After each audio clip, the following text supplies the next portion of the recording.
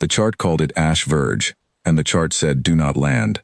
I'd flown past that flag 100 times on 100 different surveys, the way you fly past any hazard marker after enough years. A habit of the eye, not a decision. Class 9 exclusion, presumed extinct hazard. Filed 3 centuries ago by the Dravkoth Assembly itself, sealed under their own authority. No appeal, no revisit clause.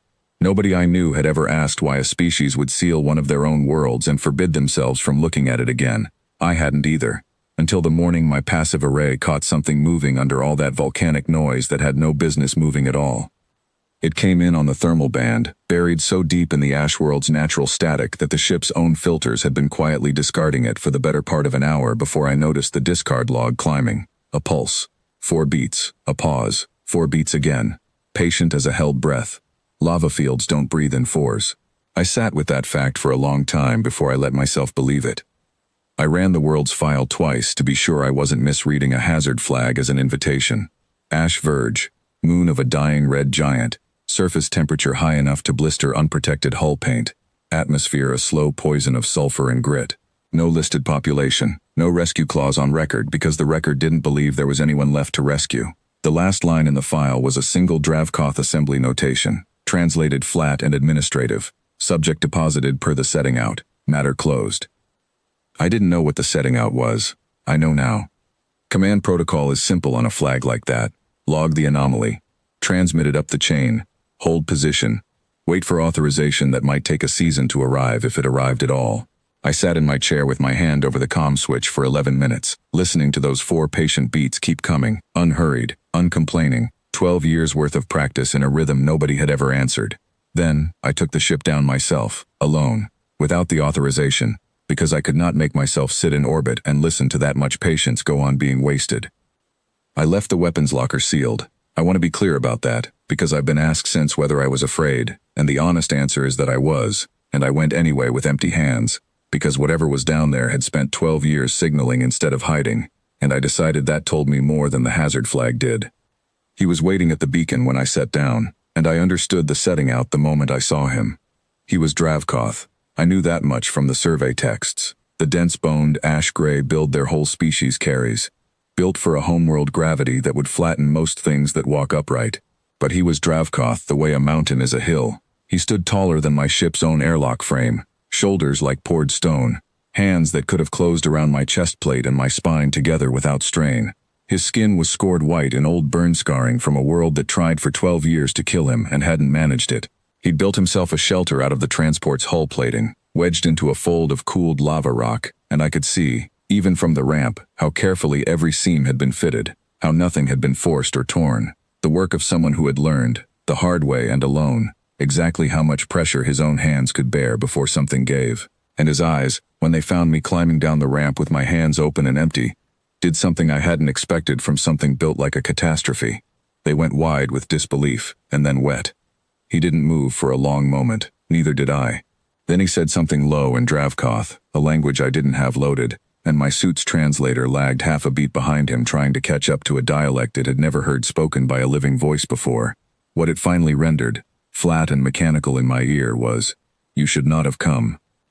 "Nobody told me not to," I said, which wasn't strictly true, and he seemed to understand that it wasn't, because something in his enormous shoulders came down half an inch, like a weight he'd been holding for longer than I could imagine finally shifting. His name was Dovrek. He gave it to me plainly, the way you give something you've been keeping ready in case anyone ever asked. He'd been set out here as an infant. I want to say that again, because I didn't believe it either the first time. As an infant, less than a year old, left with rations calculated to run out long before anyone expected him to survive them. The Dravkoth measure every newborn against a threshold they call the draw, a projection of adult strength output, and any child who reads high enough on that scale is removed before their first birthday and brought here, to Ash Verge, under a doctrine 3 centuries settled and never once revisited. Every child who crosses that threshold eventually loses the ability to hold their own strength, and kills whoever stands nearest to them when they do. Dovrek had been the highest reading his species had ever recorded. His own parents had signed the order themselves, he told me, without prompting, as if he thought I needed to know they hadn't been cruel about it, just certain. He told it without much heat, the way you recite a fact you stopped arguing with a long time ago. He didn't remember his parents' faces, only the transport's engines cutting out and the silence after. and years learning that the world itself would try to end him in a dozen small ways before he'd grown large enough to survive any of them. Nobody had come to check whether the doctrine's prediction held. That, more than the exile itself, seemed to sit heaviest in him.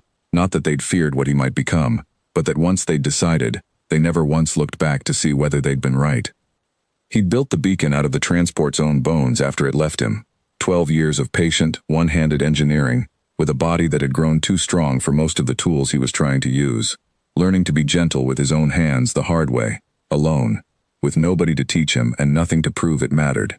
He ran it whenever the volcanic interference thinned enough to let a signal through. 4 beats and a pause.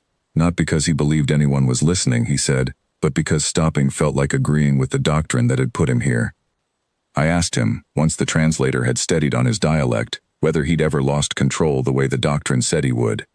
He looked at me for a long moment before he answered, and when he did, his voice had gone very quiet. Not once, he said, not in 12 years alone with nothing to hold himself back from. He said it like a confession, like he'd expected the truth to matter to no one, least of all to whatever might finally come to collect him.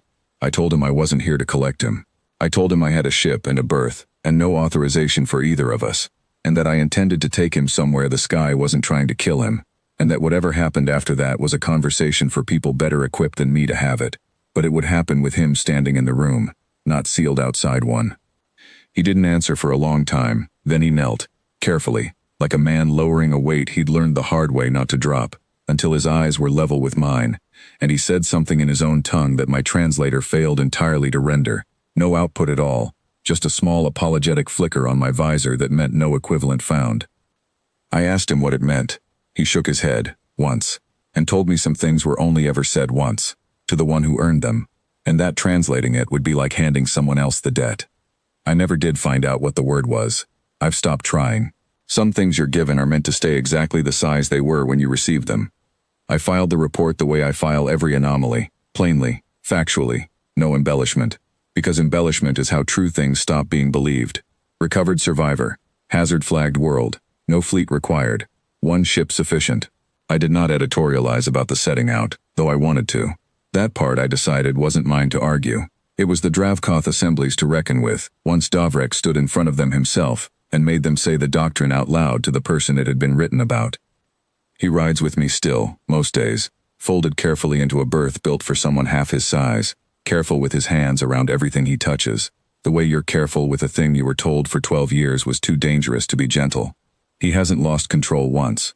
I don't expect he ever will. I think the only thing that was ever going to break him was being left alone long enough to believe the doctrine himself, and the day I put my ship down on that ash and climbed out with empty hands, that particular ending stopped being available to anyone.